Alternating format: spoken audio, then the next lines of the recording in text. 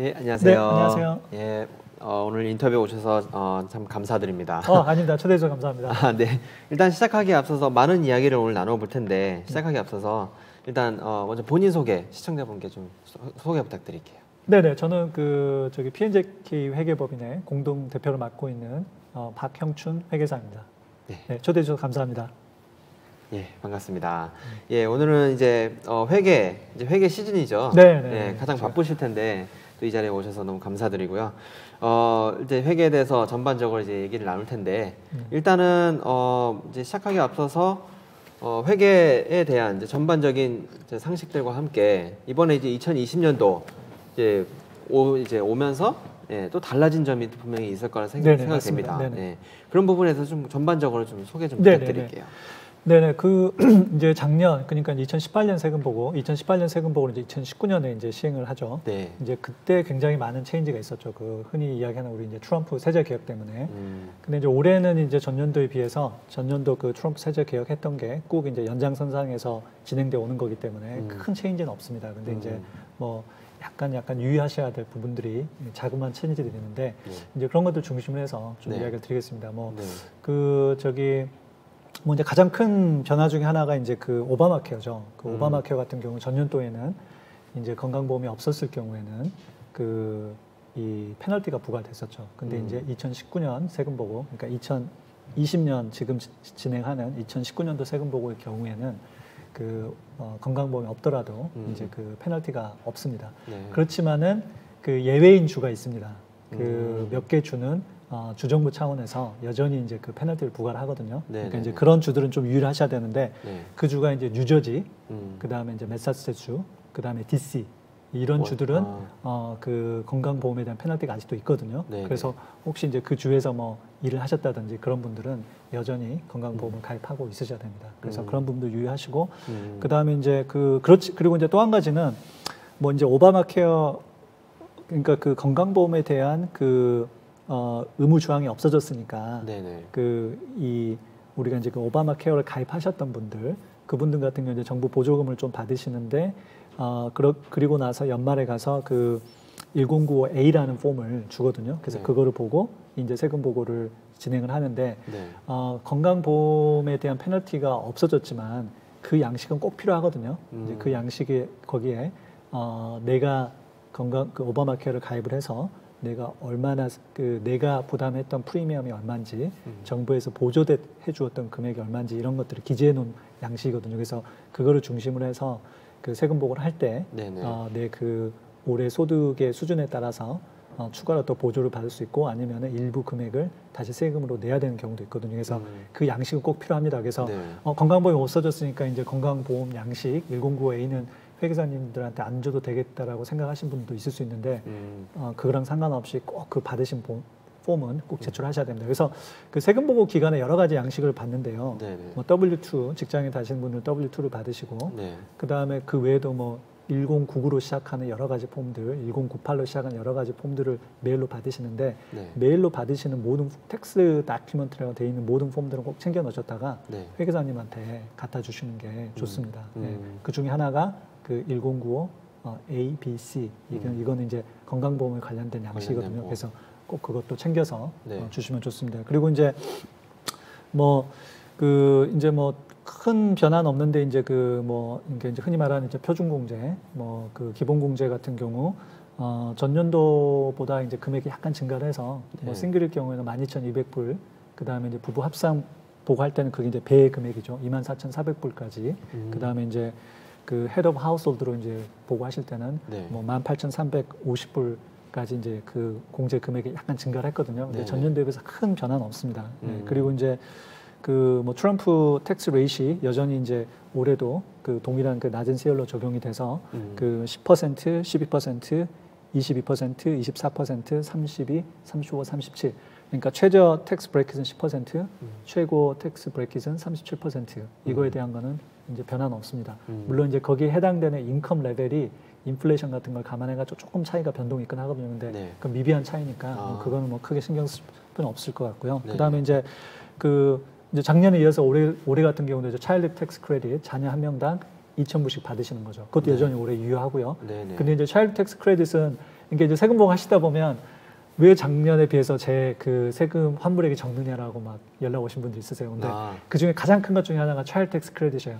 자녀가 17세가 돼버리면 못 받아요. 그러니까 전년도까지는 자녀가 16세여가지고 네. 받으셨는데 올해 이제 뭐 자녀분이 17세 이상이 돼버렸다. 네. 그러면 작년에 받던 그 자녀 한 명 다 받던 차일드 텍스 크레딧 2,000불이 없어져 버리거든요. 그러니까 이제 그 부분을 생각 안 하시고 이제 오셔가지고 작년에 내가 한 5,000불 환불 받았는데 올해 왜 3,000불이냐 세금 보고 잘못된 게 아닙니까? 이제 그게 가장 크세요. 그러니까 그 자녀가 그 이제 그 17세 이상이 되면 그 이제 그 2,000불이 줄어들거든요. 없어지거든요. 그래서 그거를 감안하셔야 되고 그 대신 자녀가 17세 이상이 됐더라도 이제 그 내가 여전히 자녀를 부양하고 있으면 이제 그 other dependent라고 해가지고 그러니까 child는 아니지만 other dependent라고 해가지고 500불씩 크레딧을 줘요.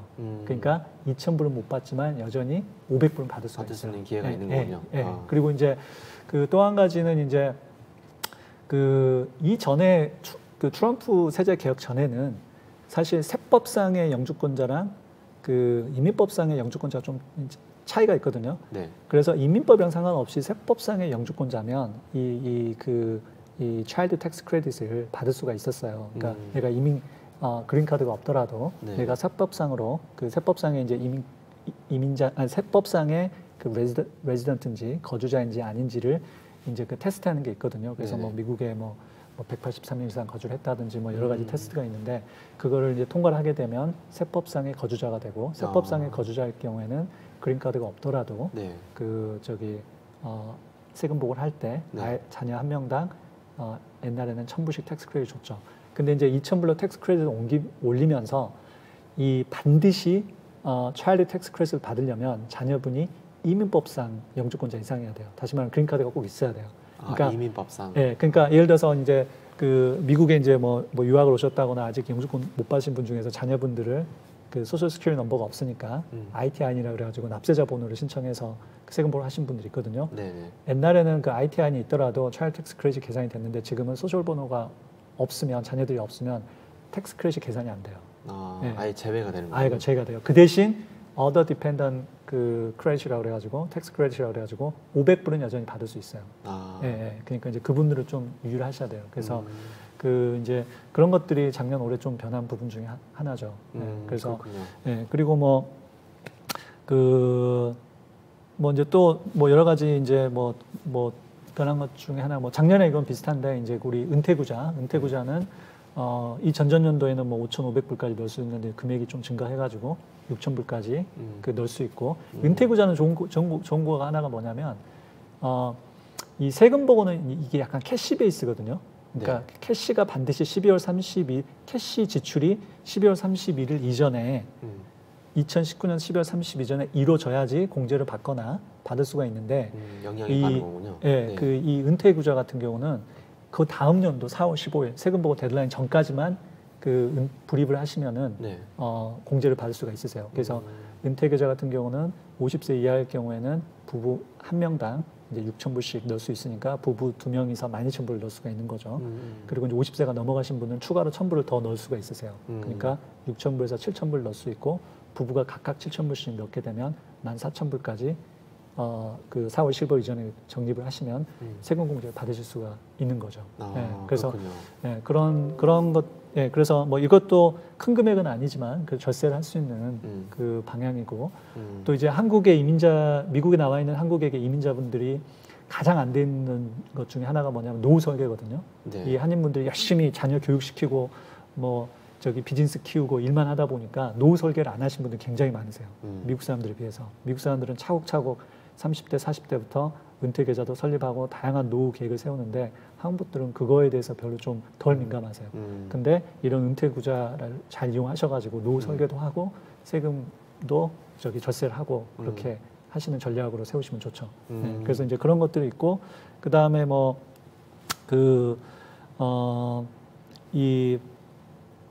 차일드 텍스 크레딧 중에 이제 한 가지 이제 변한 게 뭐냐면 이전에는 제가 이제 한 가지 깜빡했는데 이전에는 차일드 텍스 크레딧 같은 경우는 자녀 한 명당 1,000불을 줬는데 이제 트럼프 세적 이후로는 이제 2,000불씩 주지 않습니까? 근데 이제 이전에는 내가 세금을 오호하고 있든지 아닐지 상관없이 그냥 첨부를 줬거든요.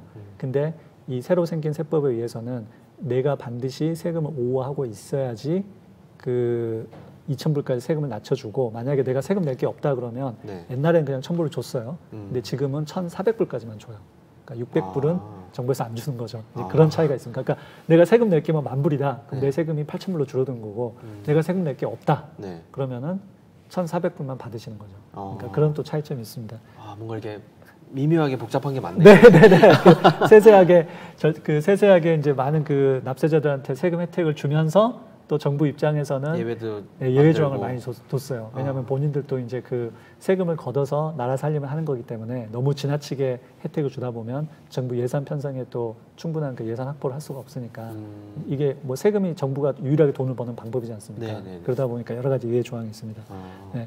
그리고 이제 뭐 이런 것들 뭐 다른 것들은 이제 많이 거의 비슷하고 그 이제 우리 그 뭐 차일드 케어 익스펜스 그 이제 부부가 이제 같이 일을 하다 보면 자녀분들을 이제 저기 차일드 케어에 맡기게 되는데 이제 그렇게 되면 거기에 대한 또 공제도 있거든요. 그래서 반드시 이제 차일드 케어 익스펜스에 대한 공제를 받으시려면 그 1년 동안 얼마 지불하셨는지, 그다음에 그 차일드 케어 서비스를 해줬던 회사 이름, 그다음에 텍스 아이디 번호를 꼭 챙기셔가지고 그 부분에서는 이렇게 공제액이 많이 있나요? 아니면 어느 정도 되나요? 퍼센트? 네, 공제액이 이제 이제 최고 한 뭐 그 2,000불까지 저기 텍스 혜택을 받을 수 있으시거든요. 그러니까 이제 그것도 뭐 큰 금액은 아니지만 그래도 어느 정도 그 혜택을 받으실 수 있으시죠. 그리고 이제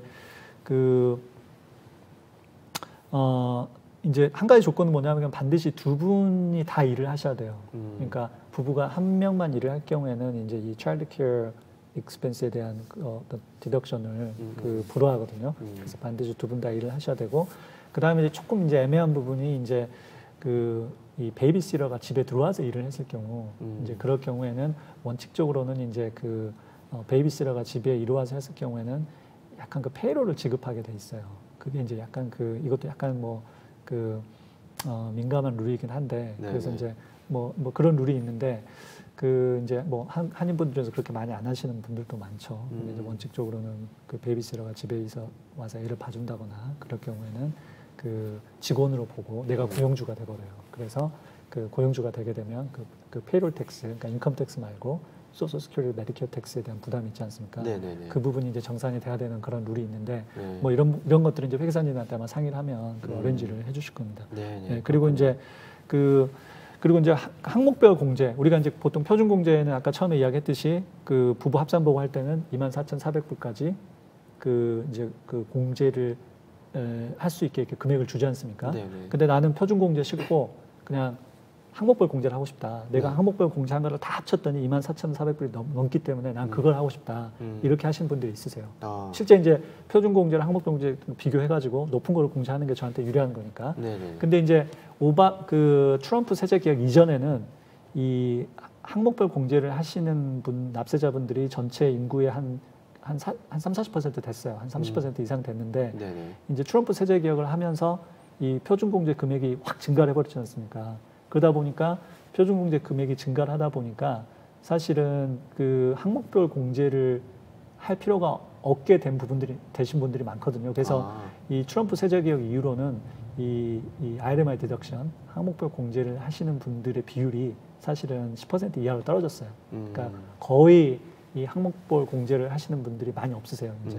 왜냐하면 워낙 그 표준 공제 금액이 높기 때문에. 네네네. 이제 그럼에도 불구하고 항목별 공제를 이제 하시기 위해서는 이제 모기지 이자, 그러니까 모기지 이자 이제 연말 되면 이제 모기지 회사에서 그 1098이라는 폼을 보내주는데 거기에 이제 내가 가지고 있는 모기지 중에서 그 모기지를 납부했는데 그 중에서 이자 부분, 1년 동안 납부한 이자 부분을 금액을 기재를 해서 보여주거든요. 그래서 그 금액을 공제하실 수가 있어요. 근데 이제 이것도 약간 세법이 변해서 옛날에는 내 모기지가 100만 불까지에 대한 모기지에 대한 이자를 공제할 수 있는데 이제 그 트럼프 세제 이후로는 75만 불까지. 그러니까 그렇군요. 네, 그러니까 2017년 12월 15일 이전에 집을 구입하신 분들은 여전히 그 100만 불까지 모기지까지 100만 불에 대한 모기지에 대한 이자에 대한 공제가 가능해요. 근데 2017년 12월, 15월 이후에 집을 사신 분들, 그분들 같은 경우는 이제 뭐 전보론을 해가지고 론을 뭐 100만 불을 받았다. 그러면은 거기에서 나오는 이자에 대한 공제는 이제 어느 정도 제한이 되죠. 예. 그러니까 이제 그래서 이제 이거는 이제 아무래도 좀 이렇게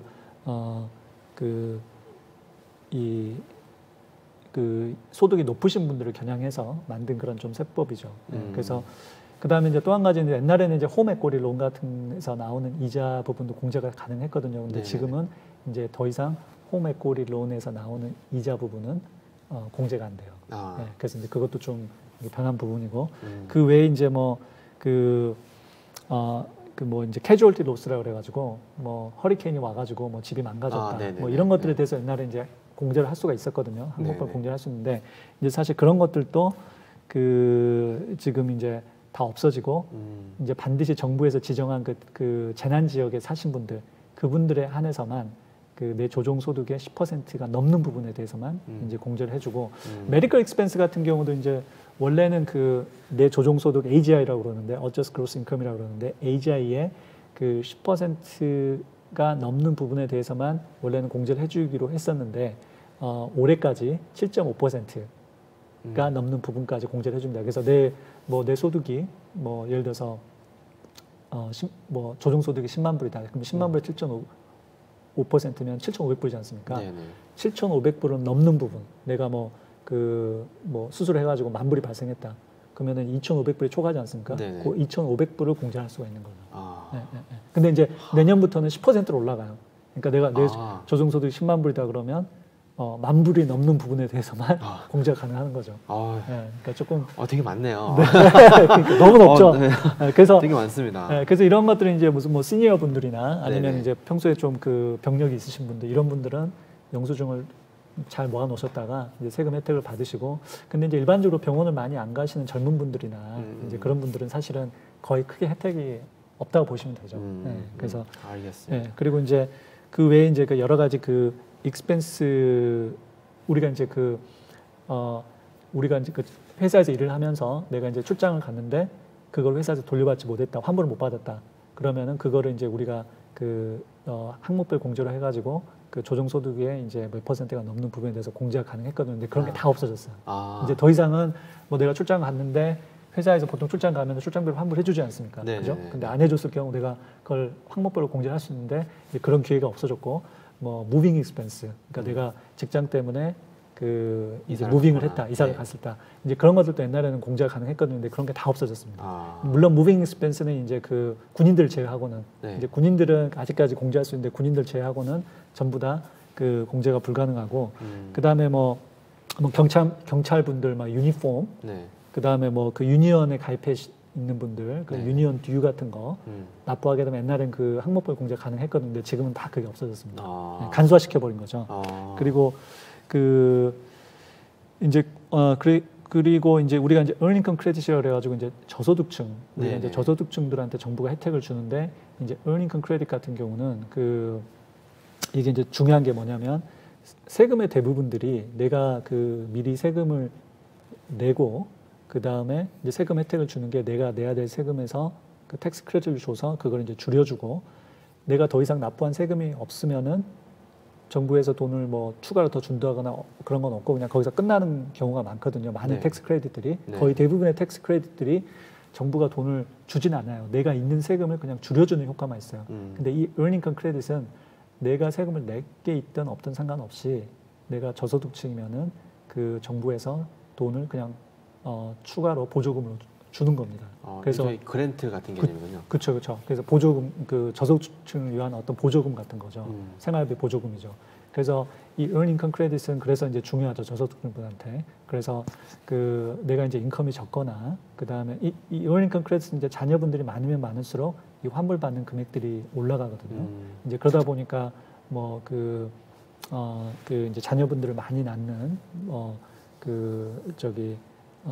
우리 히스패닉 커뮤니티나 그 다음에 또 아프리카 아메리칸 커뮤니티 이런 데서는 이런 것들을 많이 또 어뷰즈하기도 해요. 왜냐하면 자제분들이 많으면 많이 돌려받기 때문에. 저소득층 약간 인컴 라인이 얼마인가요?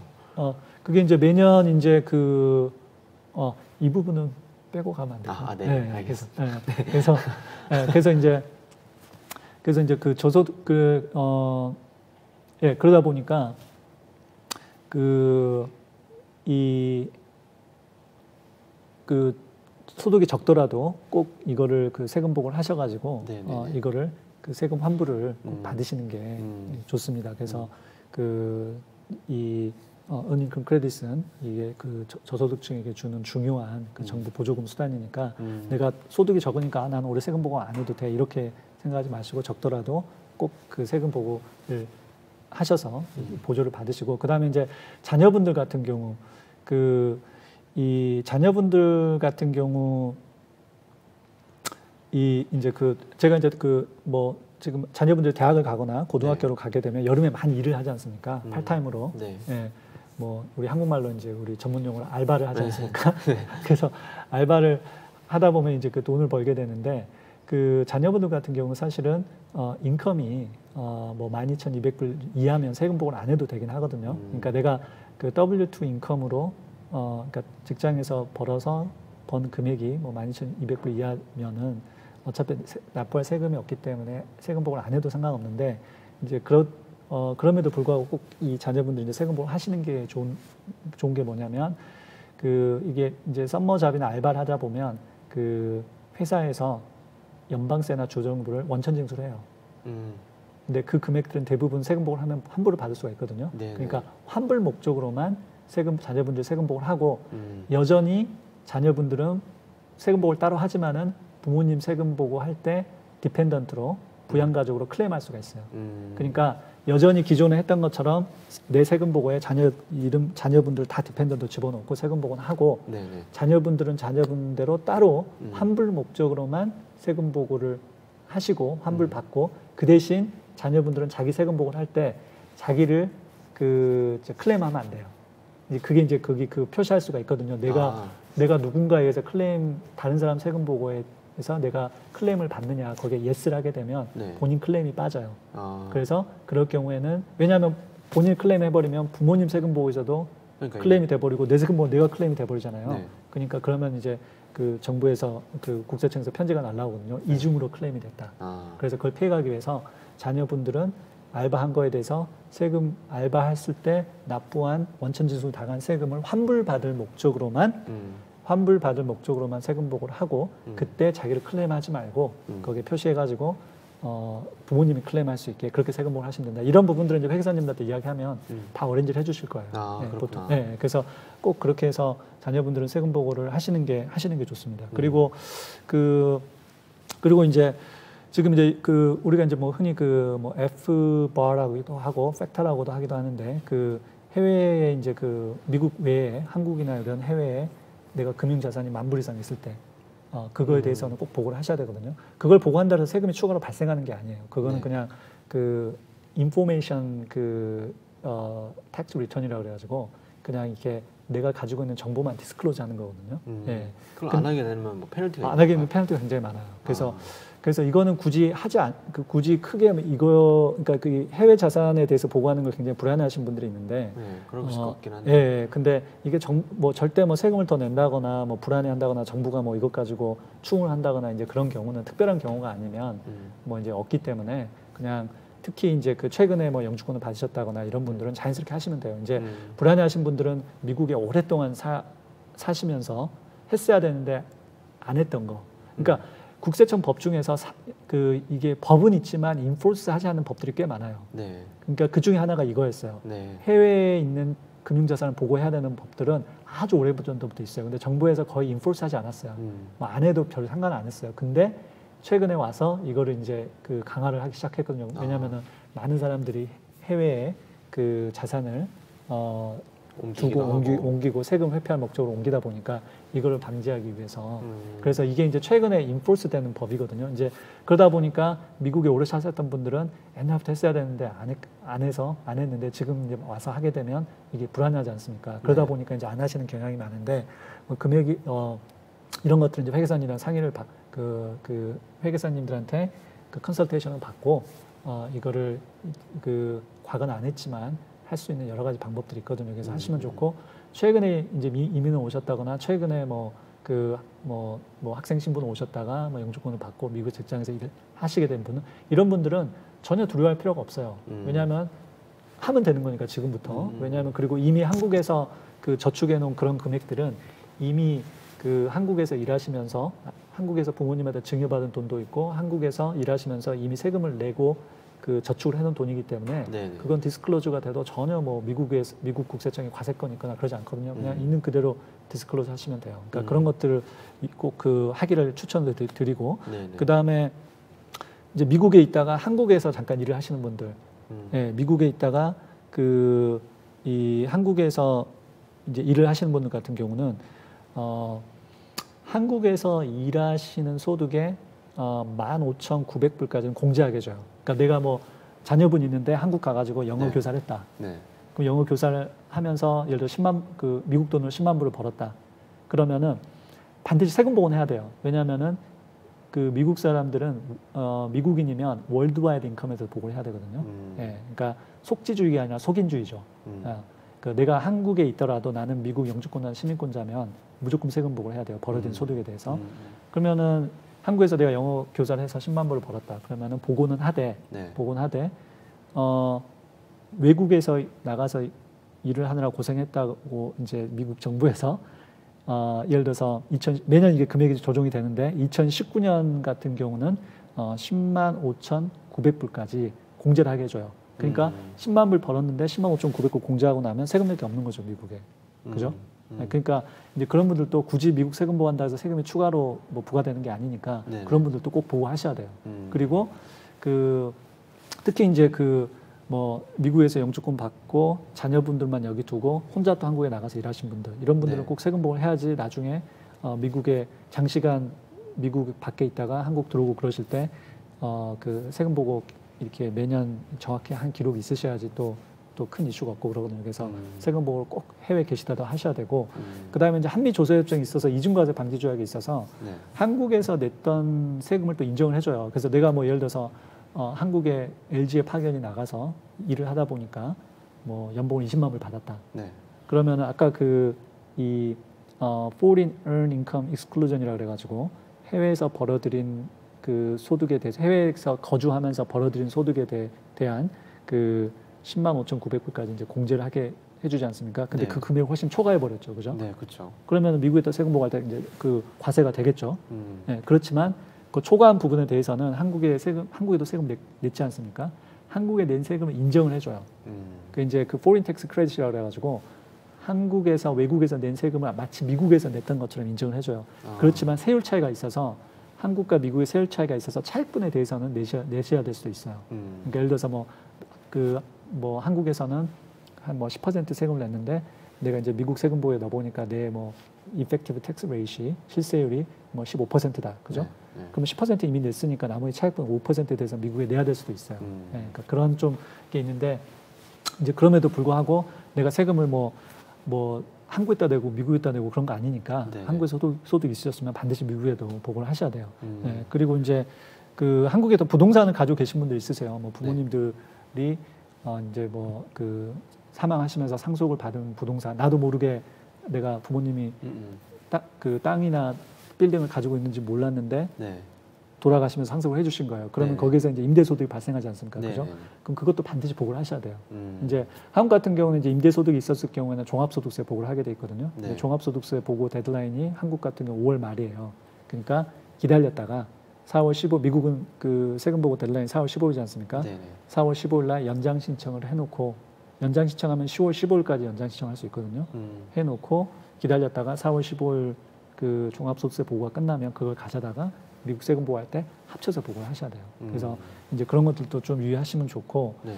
그래서 뭐 이런 것들이 전반적으로 올해 이제 변하거나 또 유의하셔야 될 그런 네. 상황들이거든요. 아, 그렇군요. 네. 되게 지금 엄청나게 많습니다.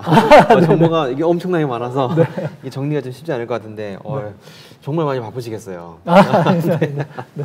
그럼 특히 또 이번에 이제 트럼프 정부 들어오면서 이제 세제 정책이 바뀜으로 인해서 이제 감사도 이제 뭐 개인이든 기업이든 많이 이제 들어올 것 같은데 그거에 대한 추세는 어떤가요? 네, 전반적으로 이제 그 사실은 그 연방 정부 이제 연방정부 같은 경우 이제 인컴택스를 걷어서 그게 네. 이제 주 세원인데 아무래도 이제 트럼프 세제 개혁을 하면서 이 세율이 뭐 그 법인세 같은 경우 35%에서 21%로 감소가 됐고 그 다음에 개인들도 지금 전체적으로 세율이 감소가 되다 보니까 이제 아무래도 이제 그 정부 세원이 조금 지금 줄어드는 거죠. 그래서 네. 이런 것들을 사실 이제 감사나 이런 것들 통해서 이제 메이크업으로 하려고 하는 것 경향도 있다 보니까 제 개인적으로 느끼기에는 최근에 감사가 그러니까 저희 고객사 같은 경우 굉장히 많이 늘었어요. 그러니까 최근 한 2, 3년 사이에 그 감사를 받는 회사들이 굉장히 많이 늘었고 그다음에 네. 이제 그래서 뭐 그러다 보니까 이제 그 우리가 이제 절세도 굉장히 중요하죠. 절세도 네. 중요한데 동시에 우리가 또 감사를 또 피해가는 방법 이런 거에 대해서 잠깐 이제 네. 뭐 이야기를 들어보면 네. 이제 이제 뭐 절세는 이제 뭐 간단히 말씀드리면 이제 한국 분들 같은 경우 자영업을 많이 하시니까 자영업을 많이 하시는 분들 같은 경우는 뭐 여러 가지 절세 방안이 있겠지만 이미 이제 우리 이제 지금 이제 최근 그 트럼프 세제 개혁 중에서 가장 큰 절세 방안 중 특히 자영업 분들한테 해당되는 절세 중에 하나가 뭐냐면은 우리가 이제 뭐 비즈니스를 하다 보면 장비나 이런 것도 구입하게 되지 않습니까? 네. 우리 방송국도 여러 가지 네. 방송 장비를 이렇게 구입하게 되는데 네. 이제 이런 구입한 장비는 보통은 그 국세청에서 이제 감가상각을 통해서 공제를 하게 돼 있어요. 그러니까 예를 들어서 감가상각이라는 거는 한 해에 다 공제를 못 하고 뭐 5년이나 7년에 나눠서 뭐 이런 전자장비 같은 경우는 5년, 기계장치 같은 경우는 7년, 그 다음에 뭐 여기 그 스튜디오에 뭐 리모델링을 했다 이러면은 15년 이렇게 나눠서 이렇게 공제를 하게 돼 있거든요. 네. 근데 이제 그거를 이제 그냥 한 해에 공제를 하고 싶으면 이제 그 섹션 179이라는 그런 텍스 코드 그 조항에 근거해서 일렉션을 하게 되면 한 해에 그냥 공제를 다 할 수가 있거든요. 근데 이제 그게 옛날에는 한도액이 이제 뭐 한 50만 불 정도였어요. 근데 그게 이제 100만 불로 늘어났죠. 그리고 또 한 가지는 이제 이 섹션 179이 보통 이제 그 tangible property 그러니까 그러니까 동산 같은 경우만 해당이 됐거든요. equipment랄지 뭐 fixture랄지 뭐 furniture 뭐 기계장치 이런 것들. 이제 부동산에는 혜택이 안 됐어요. 네. 근데 일부 부동산 그러니까 일부에 대해서 일부 그 프로퍼티에 대해서는 이제 적용을 해줘요. 예를 들어서 뭐 지붕을 고쳤다든지 옛날에는 이제 지붕 같은 걸 고쳤으면 그거는 이제 그 빌딩의 생명을 연장시키니까 빌딩의 일부로 보고 그것도 마찬가지로 15년 혹은 뭐 39년 이렇게 감가상각을 해줬는데 이런 지붕이라든지 뭐 에어 컨디션이라든지 히팅 시스템이라든지 뭐 이런 것들에 대해서 수리 보수를 했을 경우에는 그거는 감가상각을 하지 않고 한 번에 공제를 할 수 있게 해줘요. 그러니까 이제 뭐 지금 스몰 비즈니스나 자영업을 하신 분들은 이제 그런 것들을 좀 사용을 이 영수증 이런 것들을 챙겨놨다가 이제 그런 거를 좀 사용하시면 좋죠. 그리고 이제 또 한 가지 좀 약간 이렇게 재밌는 현상은 이제 저희 뭐 고객분 중에서 이제 예를 들어서 이 코퍼레이션을 운영을 하셨단 말이에요. 네. C 코퍼레이션으로 이제 C 코퍼레이션의 세율은 뭐 34~5%였어요. 근데 이제 옛날에는 34%였는데 누진세가 있어가지고 5만 불 뭐 코퍼레이션에서 발생하는 순이익이 5만 불 이하일 경우에는 15% 세율을 적용받았거든요. 네. 근데 이제 이분 같은 경우는 이제 코퍼레이션이 작다 보니까 매년 인컴이 5만 불 이하였어요. 그러다 보니까 15%만 세금을 됐었는데 올해 그러니까 2018년에 이제 세제 개혁이 바뀌면서 그 법인세율이 일괄적으로 그냥 플랫 레이스로 21%로 바뀌지 않았습니까? 그죠? 그러니까 이분은 다른 많은 회사들은 뭐 35% 세금 내던 회사들이 이제 21%만 내면 되는데 이 회사는 15% 내는 회사가 21%를 내야 되는 거야. 네. 그러니까 이분은 약간 모든 트럼프 세제 해가지고 세율도 떨어지고 해가지고 법인세율 떨어져도 다들 혜택 받는데 나는 왜 전년보다 세금을 더 많이 내야 되느냐 이렇게 되신 거죠. 그러니까 이게 그래서 이제 이런 이제 코퍼레이션 같은 경우도 이제 많은 코퍼레이션 같은 경우는 회계 기준이 그러니까 내가 이제 현금 베이스로 할 거냐 발생주의로 할 거냐 우리가 이제 캐시 베이스로 장부 기록을 할 거냐 어쿠룰 베이스로 장부 기록을 할 거냐라는 이렇게 선택을 하게 돼 있는데 보통 이제 코퍼레이션 같은 경우 그다음에 이제 뭐 많은 재고가 있는 회사들 이런 회사들 같은 경우는 이제 어떤 크리티컬 넘어가면 무조건 어쿠룰 베이스로 세금보험을 해야 돼요. 캐시 베이스가 아니라. 그래서 이제 어쿠룰 베이스가 장단점이 있는데 캐시 베이스는 그냥 캐시 나갈 때 공제하고 캐시 들어올 때 인컴을 인식하고 간단한데 어크룰 베이스는 캐시랑 상관없이 일단 그 어떤 트랜잭션이 완료가 됐으면 셀로 인식을 하고 내가 예를 들어서 돈은 아직 못 받았지만 내가 뭐 와가지고 이퀄먼 수리를 다 해줬어요. 해주고 나서 인보이스를 날렸단 말이에요. 10만 불 달라고. 그러면은 캐시는 안 받았지만 10만 불 날리는 순간 매출로 인식을 해야 돼요. 그게 이제 어크룰 베이스예요. 마찬가지로 이제 반대의 경우도 내가 그 장비를 사와서 사용을 하기 시작했단 말이에요. 근데 아직 장비 대금은 지불하지 않았어요. 어카운트 페이블로 해놨어요. 이제 그럴 경우는 이미 장비를 가지고 와서 사용을 하고 있기 때문에 그거는 제가 아까 그 섹션 179을 통해서 100% 공제를 받을 수가 있어요. 그러니까 이제 그러다 보니까 이런 것들 이용을 해서 저희 그 고객사 같은 경우는 이제 온라인으로 많이들 요즘에 판매를 하시거든요. 네네. 온라인으로 많이 판매하시는 분들 보면은 그 이제 특히 아마존 통해서 판매하시는 분들 같은 경우는 아마존에서 이제 일괄적으로 판매를 하고 판매가 끝난 후에 1, 2, 3개월 안에 그 프레이 코스트나 그다음에 프레이 코스트나 그다음에 코압이라 그래 가지고 광고비의 그 광고 비용을 매출의 몇 %를 기준으로 해 가지고 정해 가지고 그걸 차지백을 해요. 그러니까 세일은 이미 일어났고 12월 31일 이전에 세일이 일어났고 근데 2월 3월에 가 가지고 아마존에서 그 세일즈의 몇 %를 뭐 그 비용을 뭐 프레이 코스트 뭐 코압 광고비 해 가지고 차지백을 하거든요. 네. 그러면은 그것 같은 경우는 이미 세일이 일어났지 않습니까? 네네. 그렇지만 그거에 대한 인보이스는 2020년 1, 2, 3월에 받았지만 그 인보이스는 엄밀하게 2019년에 발생한 세일에 관련된 거기 때문에 그거를 미리 끌어다 공제를 할 수가 있어요. 네, 그래서 이제 그런 서류들을 꼼꼼히 챙겨가지고 이런 법인들이나 자영업 하신 분들은 그런 서류들을 꼼꼼하게 챙겨가지고 회계사님들한테 갖다 주면 최대한 그거를 미리 끌어서 공제를 할 수가 있죠.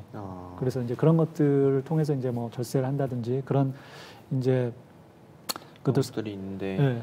이제 감사. 네, 근데 이제 감사 확률을 이제 이 절세를 하다 보면은 감사 위험도 올라가요. 그렇죠. 네, 그래서 아무래도, 네, 그래서 이제 감사를 줄이는 여러 가지 이제 그 방법 중에 하나가 세금복을 할 때 굉장히 중요해요. 세금복을 할 때 세금복을 어떻게 하냐에 따라서 우리가 이제 그 감사 확률이 올라가요. 우리가 흔히 레드 플래그라고 그러죠. 붉은 깃발. 그래서 이게 세금 보고를 우리가 국세청에 제출하게 되면 국세청 컴퓨터 시스템에서 이 포인트를 주게 돼요. 그러니까 세금 보고가 좀 이상하다. 그러면 포인트를 계속 많이 줘요. 그럼 포인트가 올라가면 올라갈수록 이제 감사 확률이 올라가고 포인트가 일정을 넘어가게 되면 이제 컴퓨터가 그 리스트를 만들어서 제너레이트 해요. 그러면 그거를 이제 마지막으로 사람이 보고 판단하는 거예요. 이건 좀 이상하다. 그래서 이제 이 감사를 시행을 하는 거거든요. 그러다 보니까 이 컴퓨터 시스템에 우리가 이 파일을 했을 때 컴퓨터 시스템을 이렇게 통과할 수가 있어야 돼요. 그러니까 큰 레드 플래그 없이 포인트를 많이 안 받고 이제 그런 것 중에 하나가 뭐냐면은 가장 큰 것 중에 하나가 뭐냐면 예를 들어서 이제 우리가 자영업 한국 분들 하시는 분들 보면은 요즘은 다 크레딧 카드 세일이지 않습니까? 네. 멀천에서 우리가 크레딧 카드를 프로세스 해주고 그게 이제 우리 통장으로 들어오는데 크레딧 카드 통해서 뭐 식당을 하면서 크레딧 카드 통해서 뭐 매출이 일어났다거나 뭐 이런 것들이 그대로 국세청에 보고가 돼요. 국세청에 보고가 되고 1년 동안 얼마를 통해서 크레딧 카드 매출이 일어났는지 1099K, 1099K라는 폼을 통해서 비즈니스 오너분한테 연말에 가서 이렇게 발행해 주게 돼 있어요. 네. 그러니까 우리가 회사에서 직원분들한테 W2 주고 그 급여 정보를 국세청에 보고하고 그 보고한 내용을 직원분들한테 주는 것처럼 그걸 근거로 해서 세금 보고를 하겠죠. 그러면은 그런 것처럼 이 비즈니스 하신 분들도 109K를 받으면은 거기에 매출 금액이 나와 있거든요. 네. 그러면 1099K, 109로 시작하는 여러 가지 폼들, 1099 미셀리니어스, 1098 이런 것들은 그 단체, 그 기관이 보고를 정산을 하고 국세청에 다 보고하고 내 납세자 카피를 주는 거예요. 그렇기 때문에 내가 세금 보고를 하면 그 국세청 컴퓨터 시스템에서 자동으로 매치를 해봐요. 그러니까 정확하게 매치가 돼야 돼요.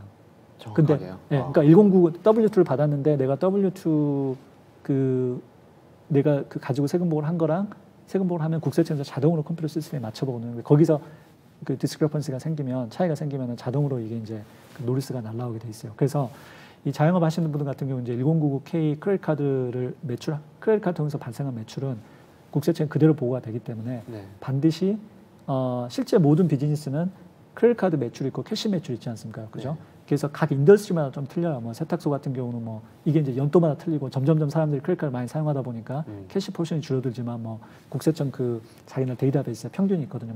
뭐 세탁소 같은 경우는 크레딧 카드 세일에 그러니까 전체 세일에 뭐 예를 들어서 한 10%에서 20%가 캐시 세일이다. 나머지가 크레딧 카드 세일이고. 그죠? 근데 내가 세금 보고를 하면서 이 크레딧 카드 포션만 보고를 해버리면 국세청에서 이상하게 생각하지 않습니까? 그죠? 이 사람들은 왜 캐시 세일이 없지? 이렇게 돼버리지 않습니까? 그래서 반드시 이제 중요한 거는 그런 1099K라든지 W2라든지 이런 그다음에 뭐 그 1099로 시작되는 여러 가지 폼들을 받았으면 그게 그 내 실제 장부랑 일치하는지를 반드시 비교를 해봐야 돼요. 예, 거기 내가 내 장부로는 크레딧 카드 세일이 100만 불인데 1099K는 110만 불이라고 돼 있어. 뭐 이상하지 않습니까? 네. 그죠? 그럼 내가 내 기준으로 보고를 해버리면 이미 국세청에는 110만 불로 보고돼 있는데 내 매출을 100만 불로 보고해버리면 국세청 감사 확률이 높아지는 거죠. 그래서 반드시 그걸 체크해 보셔야 돼요. 왜 차이가 나는지. 차이가 나면 크레딧 카드 회사에 이야기를 해야 돼요. 내 이 매출은 이건데 왜 니네들은 100만 불인데 넌 왜 110만 불로 돼 있냐? 이상하다.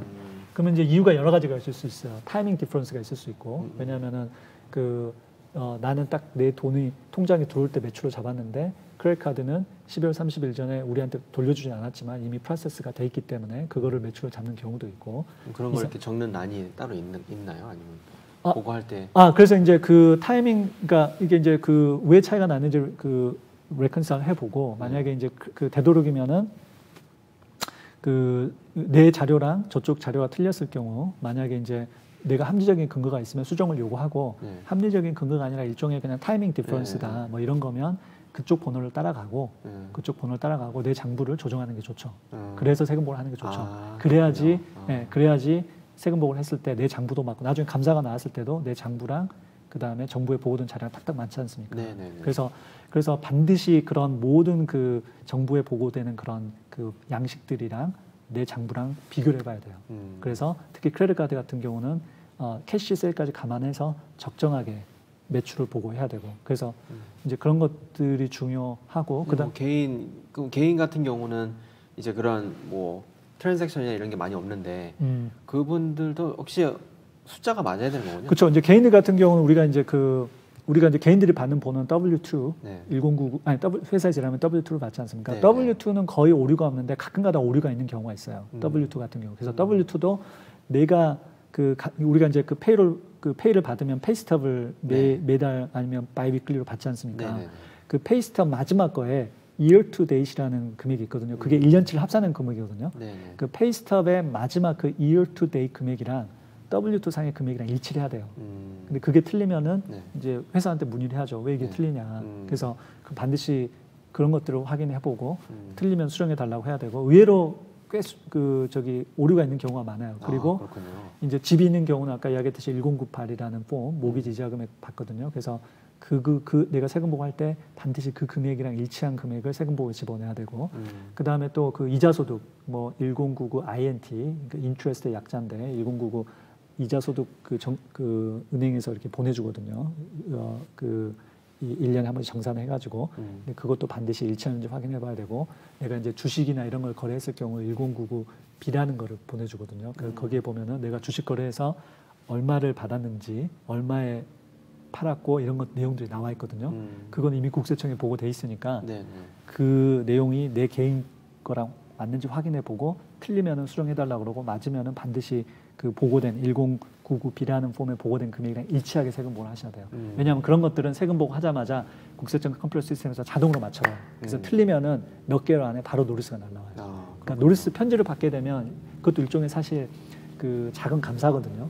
물론 이제 감사가 여러 가지 종류가 있어요. 뭐 필드 어디도 있고 오디터가 직접 나와서 하는 경우도 있고 이메일로 그 편지로 이런 코리스판던스로 진행하는 그런 감사도 있는데 그것도 이제 일종의 그 감사나 다름없죠. 그래서 이제 그런 것들을 유의하셔야 되고 그 다음에 그 세금 보고를 할 때 또 한 가지 중요한 거는 그러니까 자영업 하시는 분들 같은 경우 매출 있고 막 비용 있지 않습니까? 이런 것들이 특히 첫 번째는 마진율 우리가 이제 매출에서 순수하게 그 디렉트 코스트 물건값을 뺀 거를 우리가 이제 그 그로스 프로핏 마진율이라고 그러는데 그게 매년 일정해야 돼요. 왜냐하면은 이 컵을 하나에 10불에 사와가지고 보통 12불에 판다. 이런 것들은 사실 큰 변동이 없지 않습니까? 네네. 근데 그러면은 그 매년 뭐 예를 들어서 우리 회사 물건은 한 20% 마진율로 간다라고 이렇게 보고를 했는데 갑자기 마진율이 5%로 떨어졌다든지 갑자기 마진율이 50%가 됐다든지 그러면 그게 레드 플래그이 되는 거죠. 네, 그래서 세금 보고를 했으면 회계사님이 하고 나면 그걸 한번 검토를 해야 돼요, 본인이. 아, 이게 마진율이 적정한 건가? 왜냐하면 회계사분들은 중보노 가지고 하다 보니까 그걸 미스한 경우가 있거든요. 그러니까 반드시 전년도에 보통 우리가 30% 정도 마진을 남기고 판다고 했는데 올해는 보니까 뭐 20%다. 그러면 10% 차이는 큰 거거든요. 그러니까 그 차이가 생겨서 왜 차이가 생긴 건지, 내가 혹시 미스한 게 없는지 이런 것들도 보시고, 그 다음에 일관성이 있어야 그쵸. 모든 익스펜스 항목이 렌트비가 뭐 항상 한 10만 불씩 냈는데 갑자기 렌트비가 20만 불이다. 그죠? 재산세를 뭐 매년 한 뭐 50불씩 5만 불씩 냈는데 갑자기 뭐 재산세가 10만 불 올라갔다. 그러면 국세청 컴퓨터에서 자동으로 이거를 포인트를 주고 레드 플래그 주는 거죠. 그러면 감사 확률이 올라가는 거예요. 그래서 그거를 꼼꼼히 전년도 거랑 비교를 해보는 것만으로도 감사 확률을 엄청나게 줄일 수 있어요.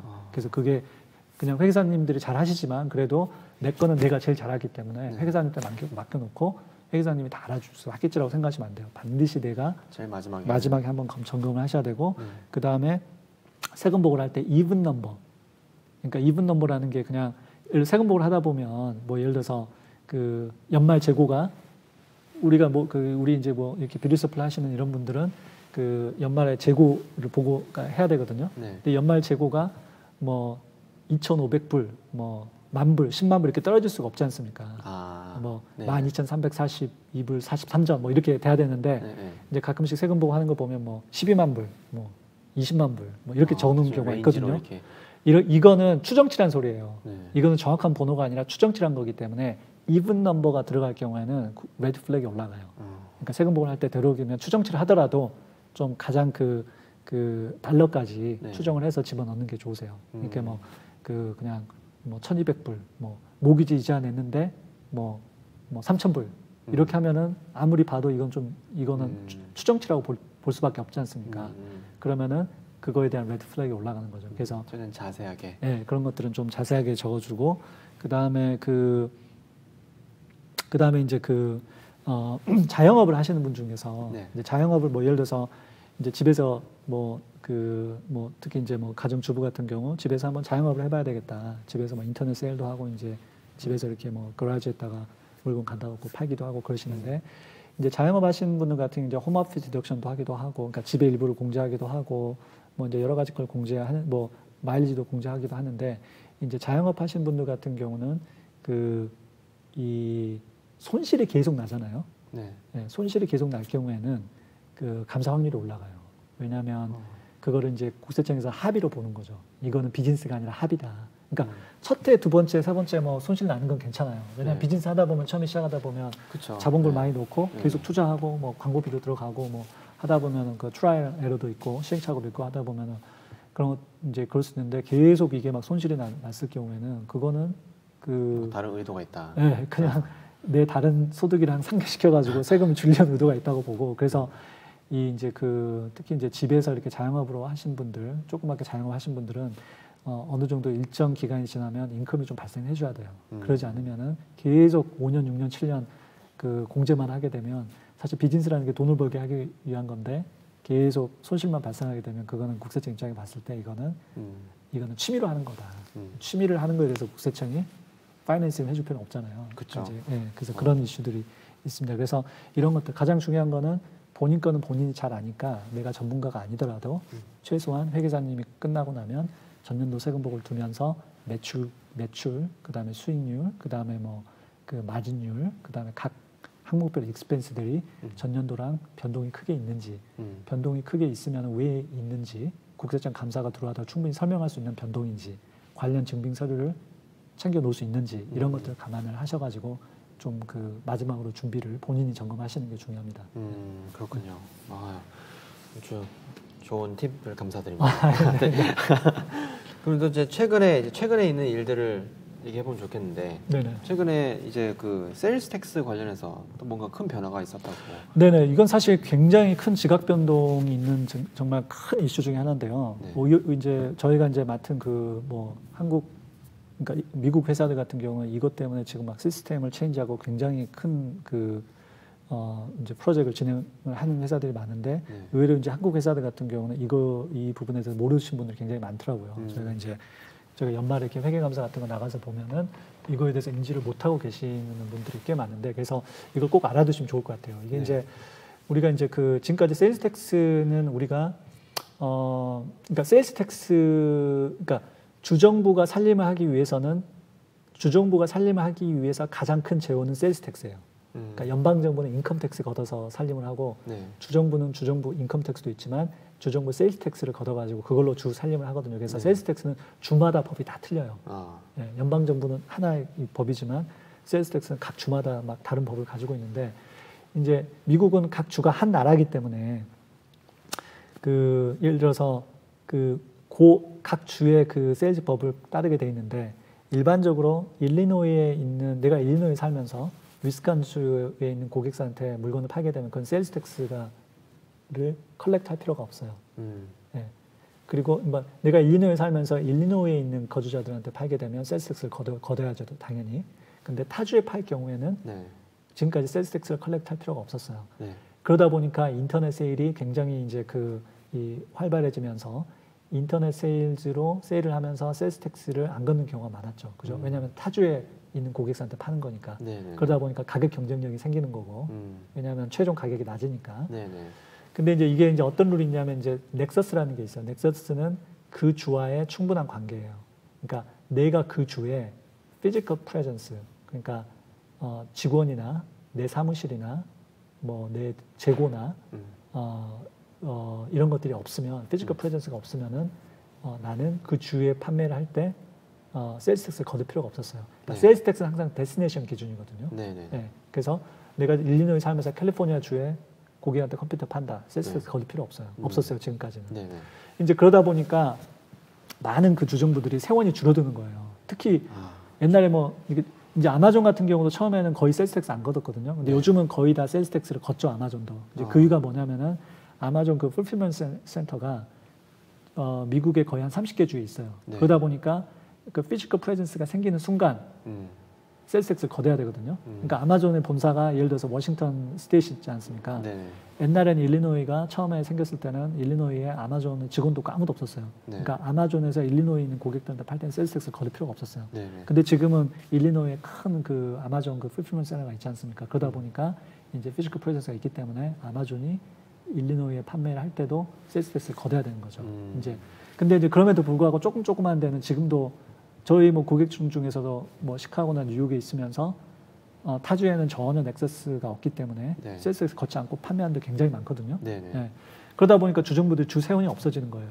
그래서 최근에 사우스 다코다에서 사우스 다코다 주정부랑 메이페어라는 회사 인터넷 몇 군데 인터넷 통해서 아니면은 이 사우스 다코다 외에서 이렇게 판매하는 그런 회사들이랑 이제 소송이 붙었어요.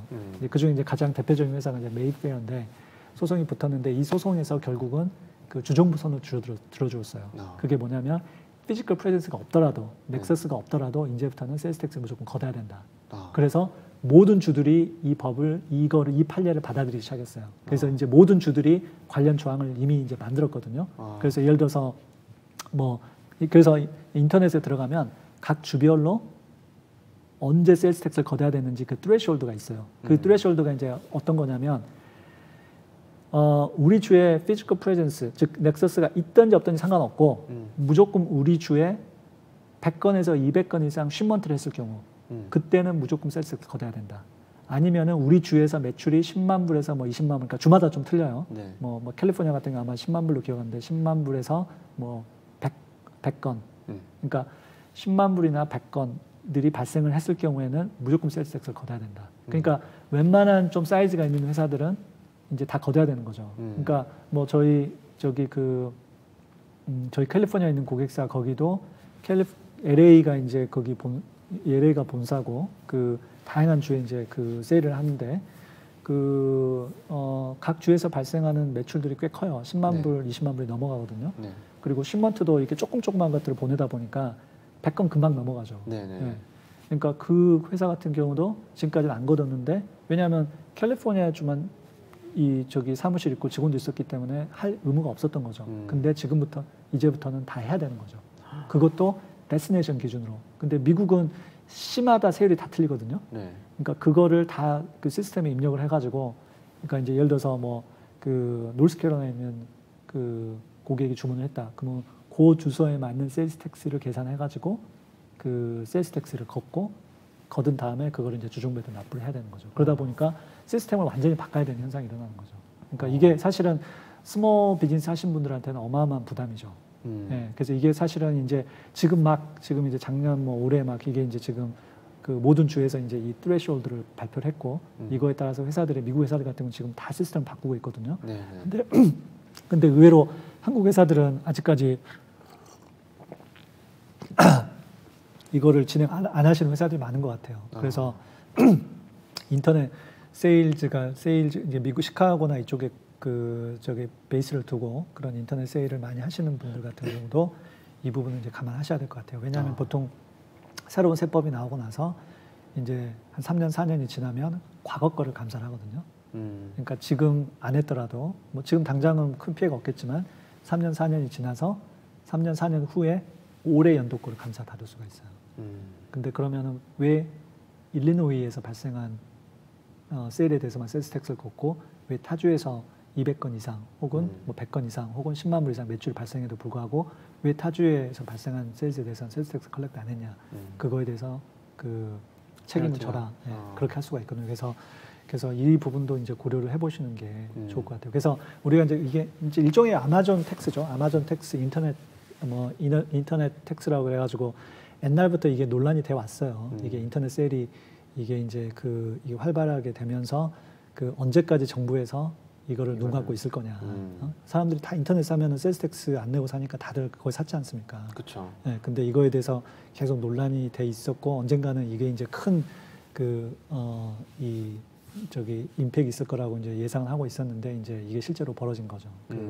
사우스 다코다랑 그 메이페어의 그 코트 케이스가 이제 판례가 돼가지고 모든 주정부들이 이거를 거의 대부분 이게 어답트를 했고 그래서 이제 새로운 세일스 텍스 세법이 생겨난 거죠. 그래서 그럼 이미 지금 생겨난 이미 거군요. 이미 시행되고 있어요. 이미 실행을 해야 되는 그쵸. 거지. 이제 네. 실행할 예정이 아니라 실행하고 있어요. 그래서 이제 스몰 비즈니스 같은 경우는 너무 이게 부담된다 그래가지고 뭐 각 주별로 뭐 스몰 비즈니스들한테 좀 이렇게 어느 정도 유예 기간을 주자 뭐 이런 것도 뭐 오가고 있건 하는데 지금 실제로 이미 시행이 되고 있죠. 그리고 이제 뭐 원칙적으로는 쇼핑 차지에 대해서도 사실은 부과를 하게 돼 있어요. 보통 이제 이 세일스 텍스는 서비스에는 부과가 안 되고 항상 이런 탱저블한 프로퍼티를 팔았을 때 부과가 되는데 이제 쇼핑 차지 같은 경우는 지금까지 그러니까 쇼핑 차지 같은 경우 많은 분들이 이거는 세일스 텍스 대상이 아니라고 생각하는데 쇼핑 차지도 세일스 텍스가 부과가 돼요. 그러니까 원래 그 IRM에 그 쇼핑 차지가 애드가 되고 그 토로에 대해서 보통 그 세일스 텍스가 차지가 되거든요. 근데 이제 물론 일리노이주 같은 경우는 픽업 옵션이 있다. 내가 와서 이걸 픽업하겠다. 그럴 경우 그런 옵션이 있을 경우에는 쇼핑 차지에 대해서 세일스 텍스를 이그젬을 시켜줘요. 그러니까 내 웹사이트에 픽업 옵션이라고 넣어놓으면 세일스 텍스를 계산할 때 쇼핑 차지 부분에 대한 세일스 텍스 부과를 뺄 수가 있어요. 실제 쇼핑을 하더라도. 근데 이제 그게 주마다 좀 틀려요. 그렇기 때문에 일리노이 주에서는 클리어하게 이제 그 법이 있거든요.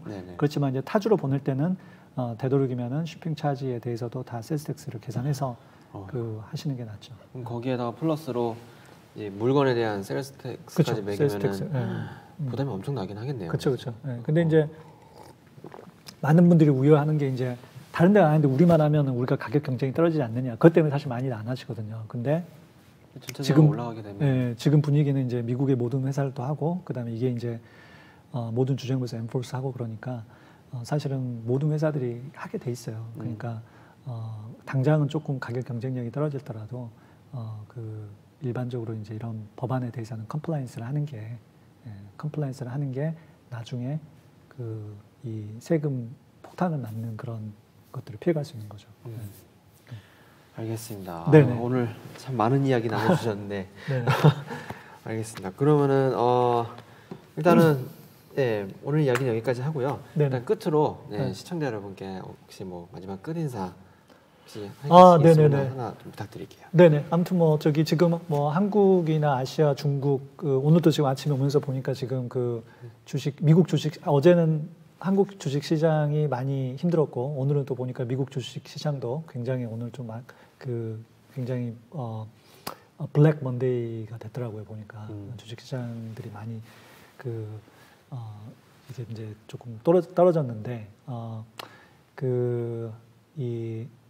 이제 이 한국과 아시아 쪽에 특히 중국, 한국, 뭐 일본 이 코로나 바이러스 때문에 지금 경제적으로 많이 피해를 보시는 것 같아요. 특히 이제 한국 분 중에서 한국과 중국과 오가면서 이제 비즈니스 하신 분들이 많은 피해가 있는데 항상 이렇게 비즈니스나 하다 보면 항상 그런 어떤 이런 우리가 생각지 못했던 그런 위기의 순간들이 다가오는 것 같아요. 그렇지만은 또 이게 위기의 순간들 속에 항상 또 기회는 있는 거고 또 이게 위기의 순간들이 항상 영원히 지속되는 건 아니고 이 위기를 통해서 나중에 더 이런 동일한 일들이 생겼을 때 이게 더 비즈니스를 탄탄하게 할 수 있는 그런 전략들을 세우는 그런 계기로 삼을 수 있는 수도 있고 하니까 뭐 다들 좀 힘드시지만 이게 꿋꿋이 이 힘든 상황들을 잘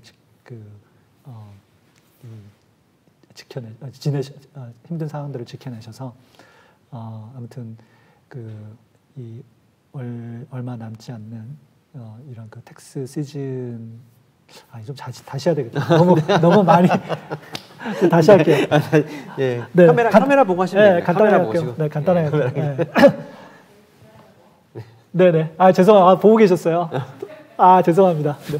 네네. 네네. 네네.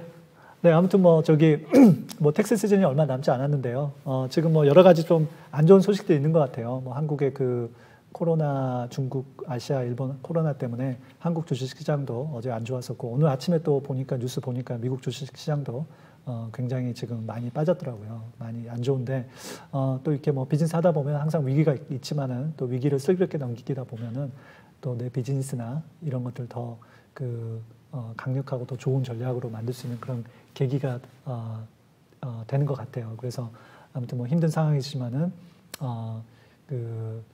열심히 묵묵히 건투하시기를 기원드리고 그다음에 이제 세금 보고 기간이 얼마 안 남았거든요. 이제 한 2달 정도 남은 것 같아요. 그래서 오늘 몇 가지 이제 상의 드리긴 했지만은 가장 중요한 거는 본인의 비즈니스는 본인이 가장 잘 알기 때문에 최대한 여러 가지 자료나 이런 것들을 꼼꼼히 챙기시고 세금 보고가 완료되고 난 후에도 마지막 파일하기 전에 직접 한번 챙겨서 이렇게 한번 쭉 보시고 문의사항 있으면 반드시 회계사님한테 한번 문의를 해서 최대한 어떤 절세나 미래에 있을 수 있는 그런 감사 확률을 줄일 수 있는 그런 이런 좋은 그런 현명한 시기가 됐으면 합니다. 네. 아무튼 뭐 감사드립니다. 네. 예, 감사합니다. 오늘도 또 회계에 대한 또 세금에 대한 또 많은 이야기 또 나눠주셨는데 예, 앞으로 지금 많이 바쁘신 시즌이신데 예, 또 잘 이렇게 또 마무리되기를 또 응원하도록 하겠습니다. 네네, 감사합니다. 감사합니다. 네, 초대해서 감사합니다. 네, 감사합니다. 네, 감사합니다. 거기 계셨구나. 마이크.